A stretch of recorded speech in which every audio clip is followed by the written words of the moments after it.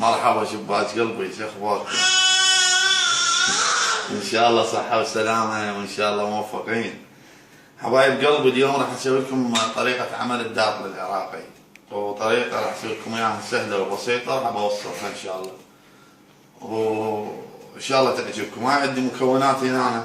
حبايبي قلاصين ونص طحين مثل هذا، هاي خلي هنا قلاصين ونص طحين. هذا عندي هنا أنا خاشوقتين نشا. اوكي هاي حبايب، هذا علوش موسيقى ماكم علاقة بيه. هذا واحد. حبايبي عندي هنا أنا قلاصين مي وعسل خاشوقة وربع قلاص زيت. وين اخليهن بالقدر. هذا واحد اثنين، قلنا قلاصين ونص طحين، حفظ الكميات. هذا قلاصين مي وربع زيت وخاشوقة تقريبا عسل. راح اعلق النار عليها مني فورا.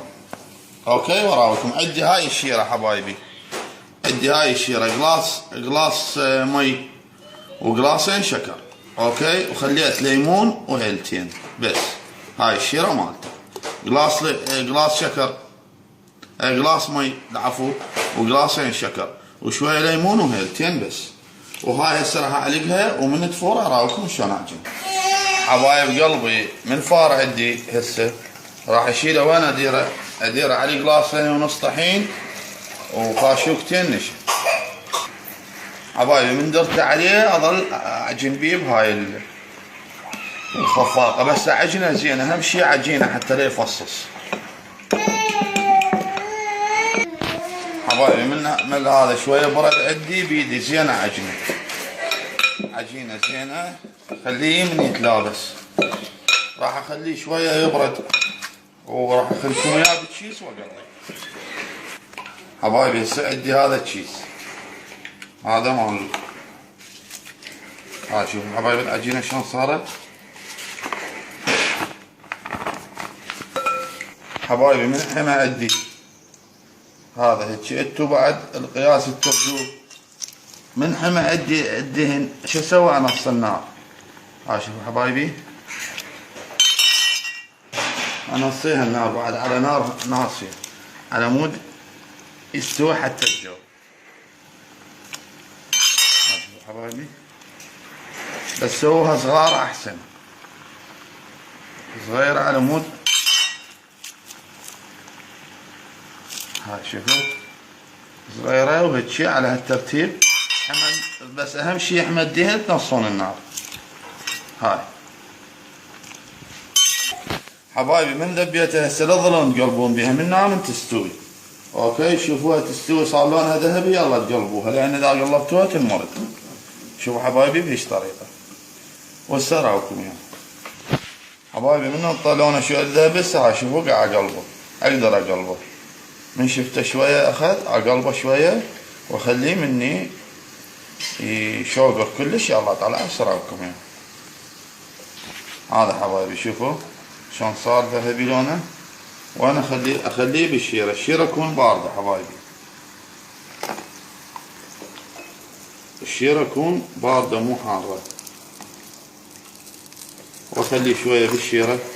وهاي راح اسوي لكم بطريقة ثانية بالايد يعني تقدرون. شوفوا حبايبي هاي اذا مثلا عندكم طاوة كبيرة او مناسبة تريدون بسرعة. ها شوف حبايبي هاي هيجي مو بالسكينة بالايد، بس شنو يراد لها ضغط، يعني من تضغطوها شوفوها ما يطلع مو عبالكم هذا، بس يراد لها ضغط لان عجينتها تصير قوية. شوفوا حبايبي هذا بالايد. دائما كل ما تصغروها كل ما احسن. بالستاو بسرعة تستوي. ستاو شنو علوش. خلنا نشرح للعالم هسه الوالده تريد تستفاد شلون. والله اشرد لالمانيا. الوح يا من فراس اصور. ها شوفوا حبايبي هاي هيك.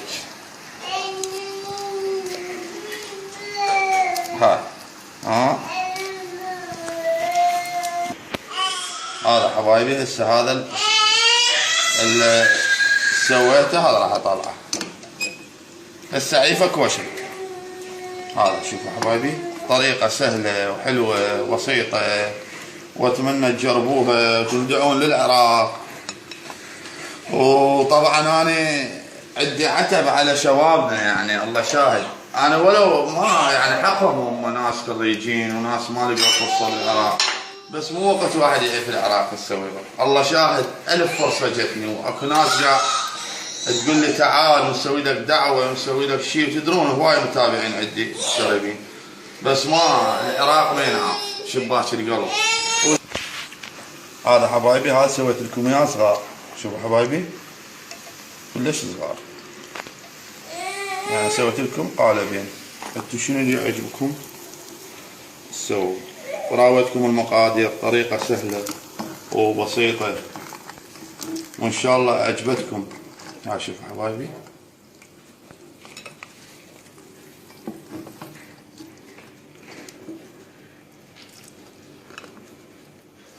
وهذا هنقرش له شوية مبروش حبايبي. وهذا الشكل النهائي للطبق، هاي على قولتهم فراس منتج حبايب قلبي، وهذا الشكل النهائي للطبق. تحياتنا لاختنا من فراس، طبعا مبدعة وهاي، بس انا هبت لا شو وياها. تحياتنا لها ولاخوها الطيبين المنظمين بالمانيا.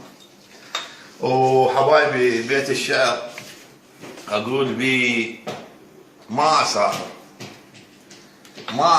خاف اخذ صورة امي، وخاف احس بالاشتياق، وهناك كل ما اذكرها ما اسافر خاف اخذ صورة امي، وخاف احس بالاشتياق، وهناك كل ما انظر لها ودي ارجع للعراق، وابقى ابكي على العراق. والعراق شباك القلب، العراق بيتنا هذا، ويعني هواي يقولوا لي تتلوق للعراق، وهواي هذا ابونا واحد تلوق لابوه، ايش حلقة الولد من يتلوق لابوه. وان شاء الله العراق يرجع بخير، وشبابنا الهاجرة كلها ترجع يا رب يا رب. هم يعني هم حقهم، يعني ناس خريجين ما لقوا فرصة، وان شاء الله ان شاء الله اكو ابطال تحرروا منصور العراق حبايبي. وهذا الداطن ان شاء الله عجبكم. المكونات انا قلت لكم عليها، اوكي. المكونات اعيدها، قلاصين ونص طحين، وقلاصين مي، اوكي، وربع قلاص زيت، وخاشوقة عسل، ونشا خاشوقتين، اوكي حبايبي. والطريقة قدامكم سويتها وانا بالخدمة حبايب قلبي.